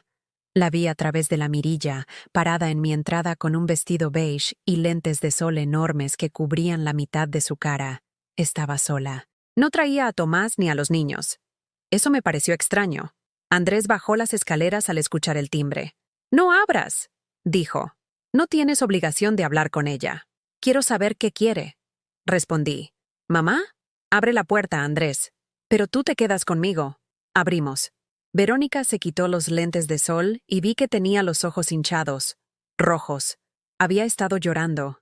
Era la primera vez en años que la veía sin ese maquillaje perfecto, sin esa máscara de control absoluto. «Isabel, necesito hablar contigo», dijo, y su voz sonaba rota, diferente. «No tiene nada que hablar con mi madre», interrumpió Andrés. «Por favor». Verónica me miró directamente, ignorando a Andrés. Solo 5 minutos. Te lo ruego. Algo en su tono me hizo dudar. No era la Verónica arrogante que conocía. Esta era una mujer asustada. 5 minutos, dije. Aquí en la entrada. Andrés se queda conmigo. Verónica asintió. Se quedó parada en el umbral, sin atreverse a entrar. Las palabras parecían trabarse en su garganta. El banco congeló nuestras cuentas, dijo finalmente. Todas. No podemos pagar la hipoteca del departamento. No podemos pagar la colegiatura de los niños. Tomás está desesperado. Dice que tú hiciste esto por venganza, que lo estás destruyendo. Yo no hice nada, respondí con calma. Él se destruyó solo cuando decidió robarme. Fue un malentendido, Isabel. Tomás pensó que tenías demasiado dinero guardado sin hacer nada. Solo quería invertirlo, hacerlo crecer para que tuvieras más. No, la interrumpí.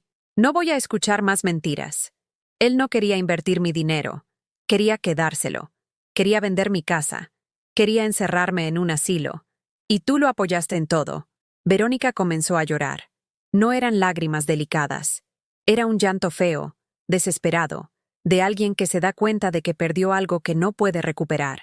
Tienes razón, sollozó. Todo es verdad. Pero por favor, piensa en Diego y Lucía. Ellos no tienen la culpa. Van a perder su escuela, su departamento, todo. ¿De verdad quieres eso para tus nietos? Mis nietos están bien, dije. Están aquí conmigo, donde siempre debieron estar. Donde alguien los quiere sin condiciones. Yo los quiero. Los usaste. La voz de Andrés era como hielo. Los obligaste a mentir sobre su abuela.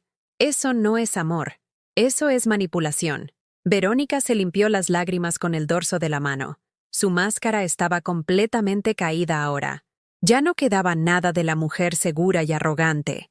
¿Qué tengo que hacer?, preguntó. ¿Qué quieres que haga para que retires la denuncia? No hay nada que puedas hacer. Esto ya no es negociable. Isabel, por favor. Somos familia. La familia no se roba.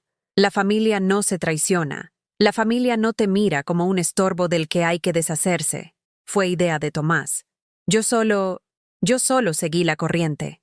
Pero puedo testificar contra él. Puedo decir que me obligó, que tenía miedo de contradecirlo. Andrés dio un paso adelante. Ah, ahora quieres tirarlo a él para salvarte tú. ¡Qué conveniente! No tengo opción, gritó Verónica, perdiendo la compostura por completo. Me van a quitar todo. El banco ya habló de ejecutar la hipoteca. Vamos a quedarnos en la calle. Bienvenida a cómo yo me sentí cuando ustedes planeaban echarme de mi propia casa, dije. Verónica me miró con una mezcla de odio y súplica. Entonces cambió de táctica. Se arrodilló. Ahí en mi entrada, sobre el piso de cemento, se arrodilló y juntó las manos como si estuviera rezando. Por favor, Isabel, por tus nietos, por la memoria de Ernesto. Él no hubiera querido que la familia se destruyera así. Sentí algo quebrarse dentro de mí. No era compasión exactamente. Era más bien la tristeza de ver a alguien caer tan bajo, de presenciar la desesperación que uno mismo causó con sus propias decisiones. Ernesto, dije despacio, me hizo prometerle que no dejaría que nadie me quitara lo que construimos juntos. Eso es exactamente lo que estoy haciendo, cumpliendo mi promesa. Pero Tomás es tu hijo. Tomás dejó de ser mi hijo cuando decidió que yo era un obstáculo en lugar de su madre. Verónica se levantó. Ya no lloraba. Ahora su cara mostraba algo diferente. Rabia. Resentimiento puro. Vas a arrepentirte de esto, dijo con voz baja, peligrosa. Cuando estés vieja de verdad, cuando estés enferma, cuando necesites ayuda, nadie va a estar ahí. Diego y Lucía van a recordar que destruiste a sus padres. Y te van a odiar tanto como nosotros te odiamos ahora. Vete de mi casa, dije, y no vuelvas. Con gusto. Esta casa de mierda, este barrio de mierda, toda tu vida de mierda, puedes quedártela. Nosotros vamos a salir adelante sin ti. Andrés cerró la puerta antes de que yo pudiera responder. Escuchamos sus tacones alejándose por la calle, el sonido perdiendo poco a poco hasta que solo quedó el silencio. Me quedé parada en el recibidor, temblando, no de miedo, sino de algo más profundo. Era como si hubiera cruzado un río y ya no pudiera regresar a la orilla donde había estado toda mi vida. ¿Estás bien?, preguntó Andrés, tocando mi hombro. No lo sé, admití. ¿Hice lo correcto? Sí. ¿Cómo puedes estar tan seguro? Porque por primera vez en mucho tiempo te vi defender tu dignidad. Y eso, mamá, no tiene precio. Los niños bajaron las escaleras. Habían estado escuchando todo desde arriba. ¿Era mi mamá? Preguntó Lucía con voz pequeña. Sí, mi amor. ¿Está enojada? Sí. ¿Es por nuestra culpa?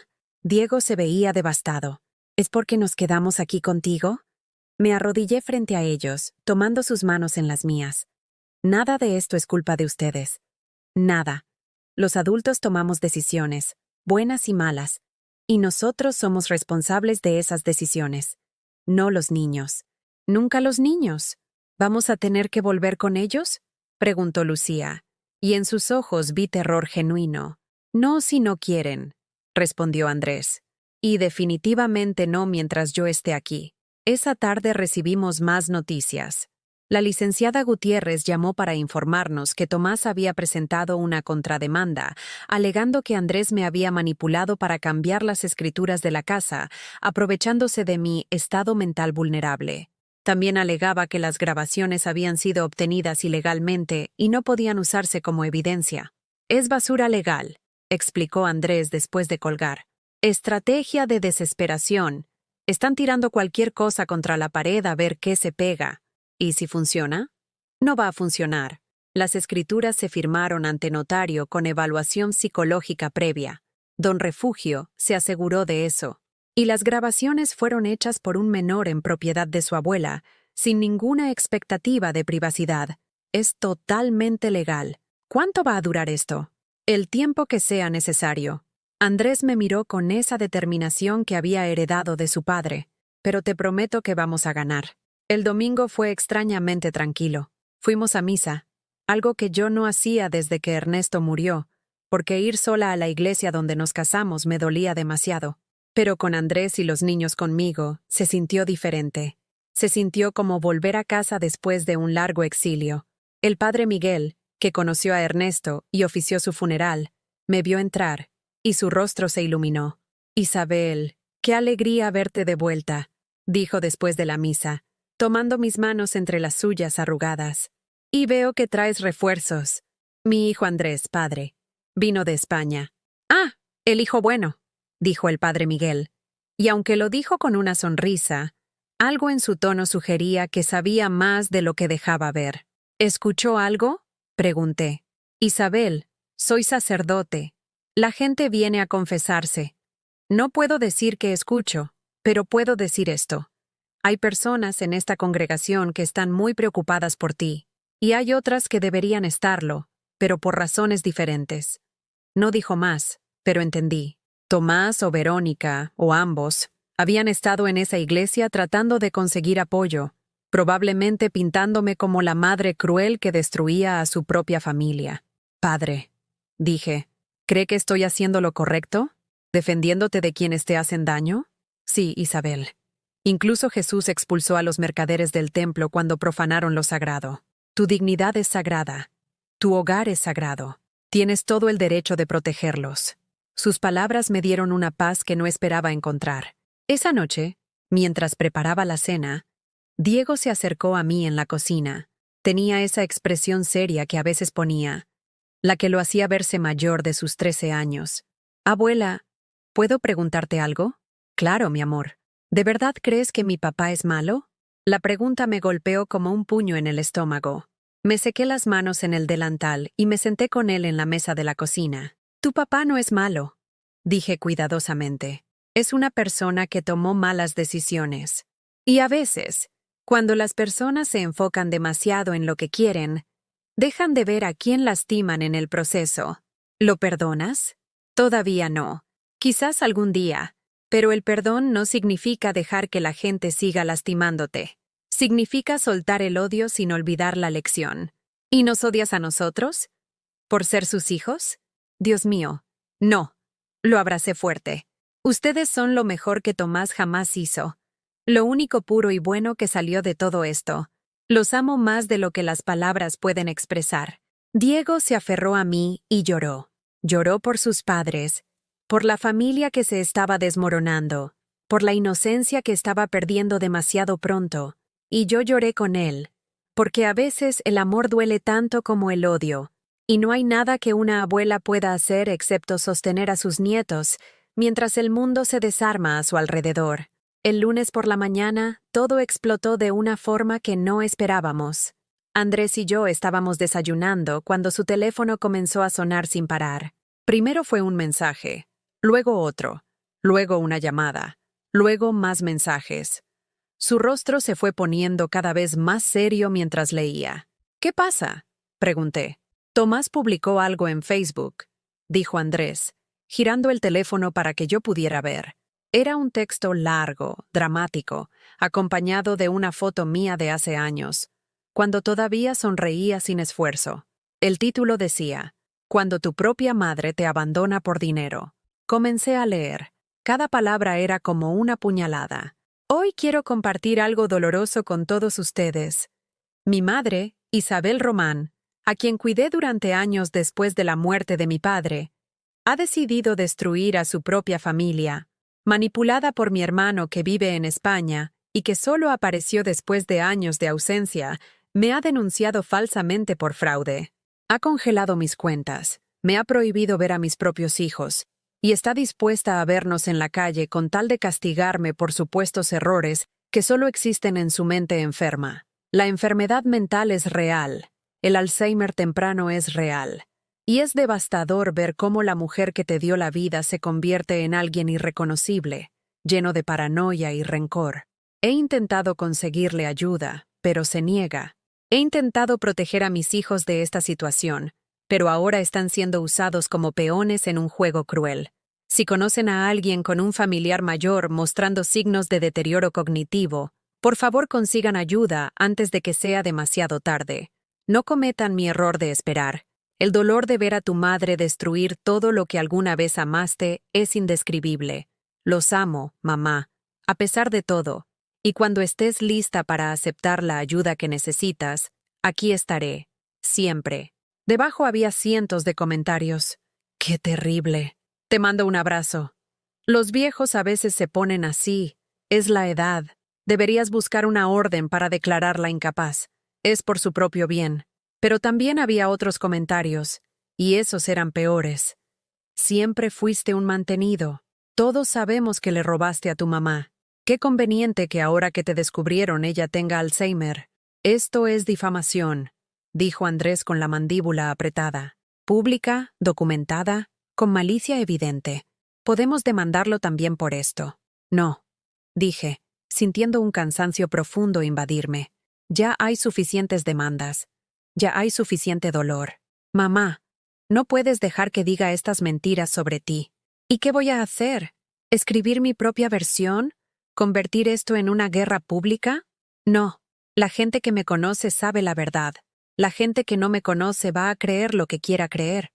Pero me dolió. Dios, cómo me dolió.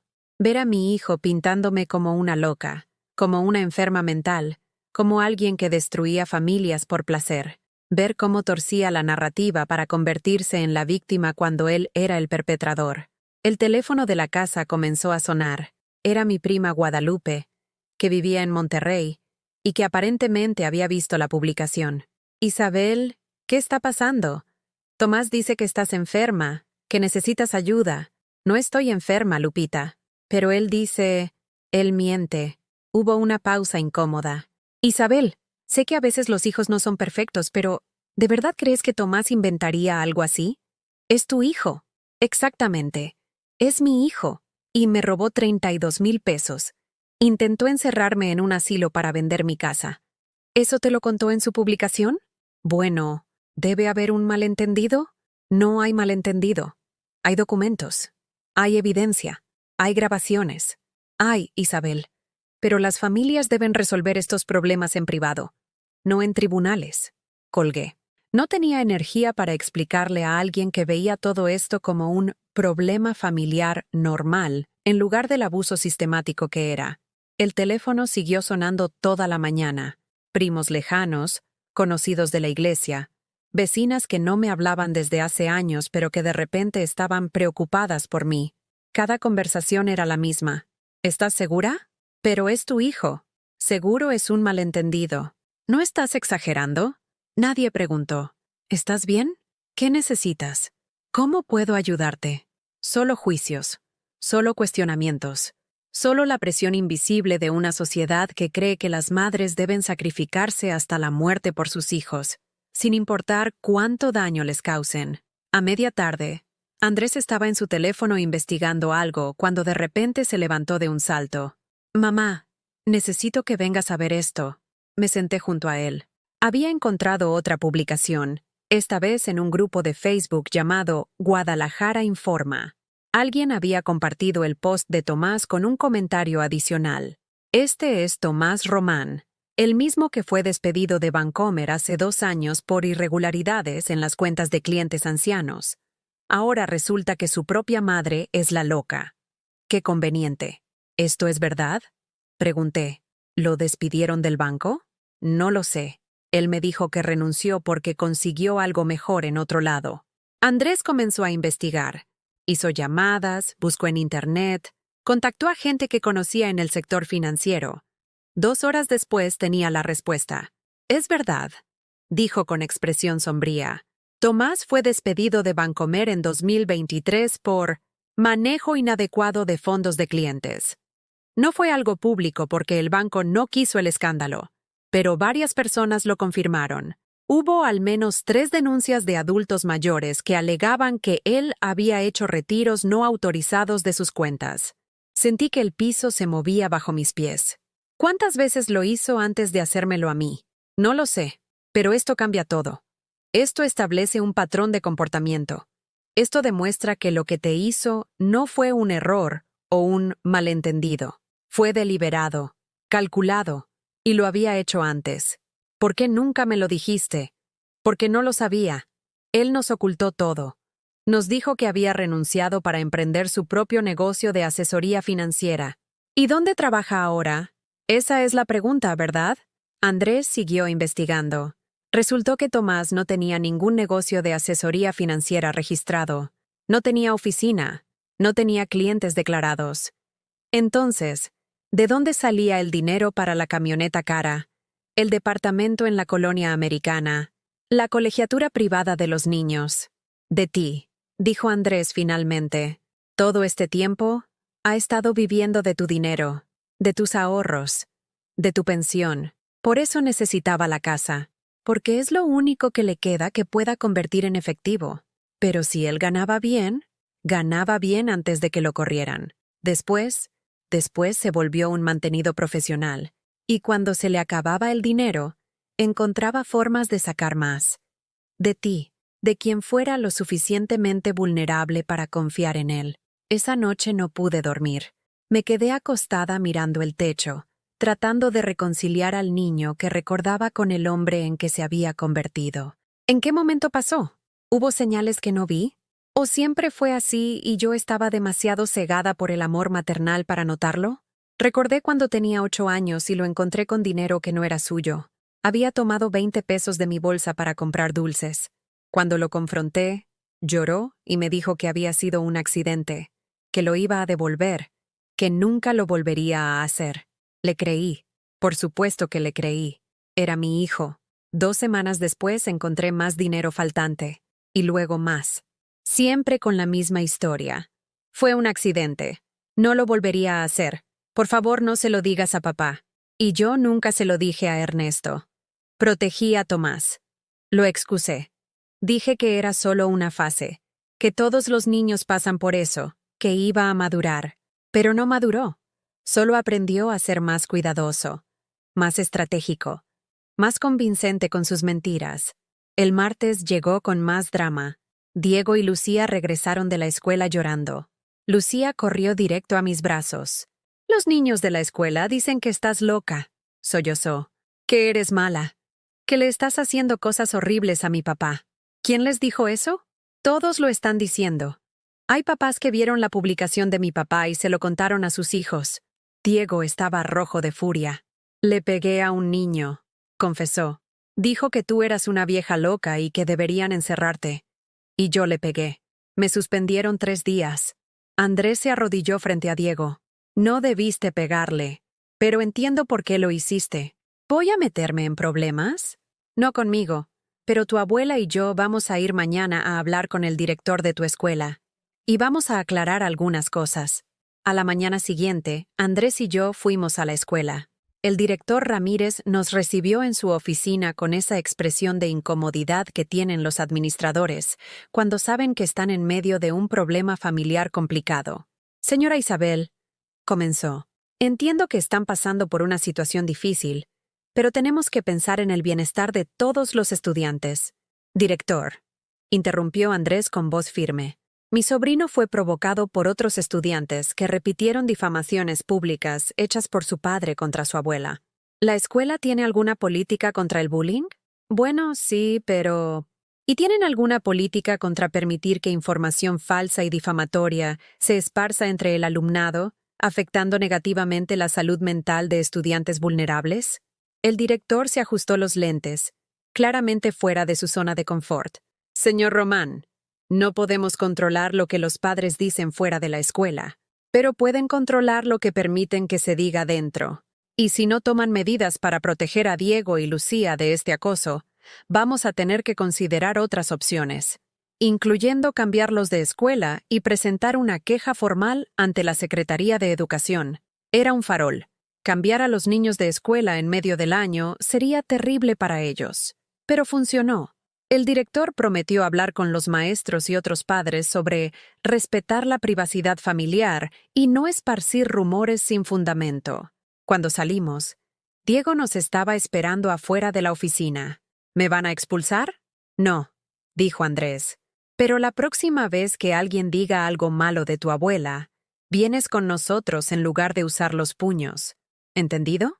Diego asintió, pero vi en sus ojos la misma determinación feroz que había visto en los de su abuelo Ernesto, la determinación de proteger a quien amas, sin importar el costo. Esa tarde, mientras los niños hacían tarea y Andrés preparaba más documentos legales, me senté sola en el jardín bajo el limonero. El árbol estaba lleno de frutos pequeños que pronto madurarían. Ernesto solía decir que los limoneros eran como las familias. A veces daban frutos dulces, a veces agrios, pero siempre daban algo. Pensé en Tomás, en todo lo que había perdido tratando de ganarlo todo. Su relación con su madre, el respeto de sus hijos, su reputación, su paz mental. Y pensé en mí, en todo lo que había ganado perdiendo.